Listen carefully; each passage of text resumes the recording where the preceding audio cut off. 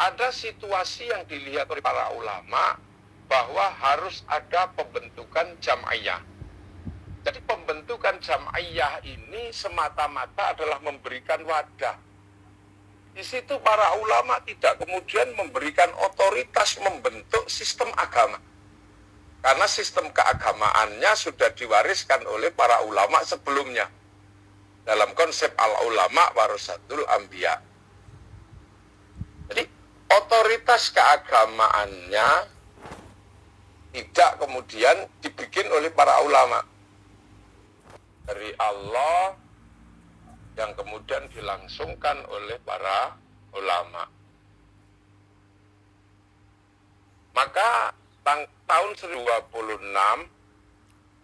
yang dikenal dengan pendirian jam'iyah adalah proses mendirikan jam'iyah yang mewadahi ahli sunnah wal jamaah untuk merespon keadaan. Dan untuk kebutuhan itu,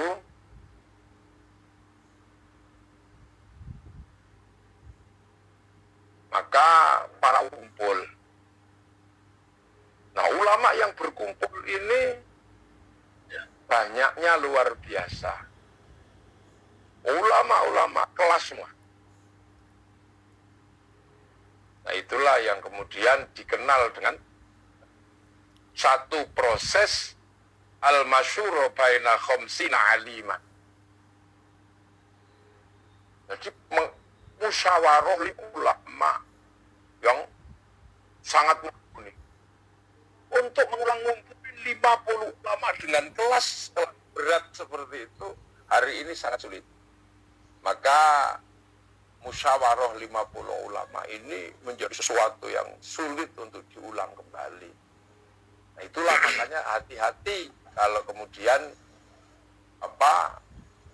mengolok-olok NU, karena yang olok-olok ini kadang tidak sampai pada satu proses di mana harus bermusyawarah. Kadang olok-olok cukup sambil ngerokok, olok-olok sambil baca artikel di YouTube. Nah, ini proses yang sulit untuk diulang kembali. Yang kedua, 50 orang ini melakukan proses yang namanya al-istikharah. Istikharah ini juga menghasilkan satu proses yang istikharah diistikharah. Jadi ini prosesnya luar biasa. Setelah masyhur baina khamsina aliman, ada proses namanya istikharah. Nah, yang istikharah ini juga diistikharah.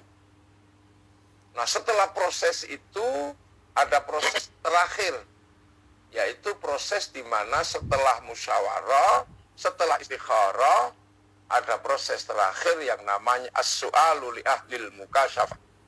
Bertanya kepada ahli kasyaf. Nah, ahli kasyaf waktu itu yang ditanya adalah Syekhona Khalil Bangkalan. Nah, setelah ditanyakan kepada Syekhona Khalil Bangkalan, hampir 3 kali pertanyaan pertama kepada Syekhona Khalil gak dijawab. Ya, Syekhona Khalil cuma menunduk. Maka kemudian pulang bahwa ya Syekhona Khalil belum jawab. Yang kedua, datang lagi belum dijawab juga. Baru kemudian bertanya yang ketiga setelah beberapa waktu, Mbah Khalil kemudian berdiri, masuk ke dalam kamar dan mengambil tongkat untuk diserahkan kepada Kiai Hasyim Asy'ari. Dan ini tokoh sentralnya adalah Kiai Haji As'ad Syamsul Arifin. Nah, inilah proses. Makanya kalau sekarang 3 orang mendirikan organisasi, kemudian didaftarkan kepada notaris, merasa seimbang dengan Nahdlatul Ulama, ini sama sekali tidak imbang. Ada 4-5 orang, kemudian bikin organisasi, didaftarkan pada Kumham, merasa sejajar dengan Nahdlatul Ulama. Ini adalah sesuatu yang sangat tidak imbang. Oke, Gus. Ajakannya sekarang, Gus, ajakan untuk berdonasinya, Gus. Nah, kalau ajakan berdonasinya ya sekarang harus berdorasi dalam situasi seperti ini. Ya, dalam situasi seperti ini di mana semua orang harus saling membantu, semua orang harus saling berbagi, maka saat inilah saatnya kita menjadi orang-orang yang bermanfaat, khairun nas anfa'uhum linnas. Nah, yang tidak Syukron, Gus. ya. Baik, terima kasih Gus Ya, Muhammad. ye. Luar biasa. Tadi sudah menyampaikan begitu banyak mutiara-mutiara kepada kita sekaligus sejarah yang luar biasa, dan ini mudah-mudahan menjadi penyemangat terutama bagi generasi milenial NU ya, untuk terus khidmah kepada Jamiah NU. Ya. Terus sembah nuwun, Gus. Ye, Ini matur nuwun. harus terus. Nggih. Ye, ye.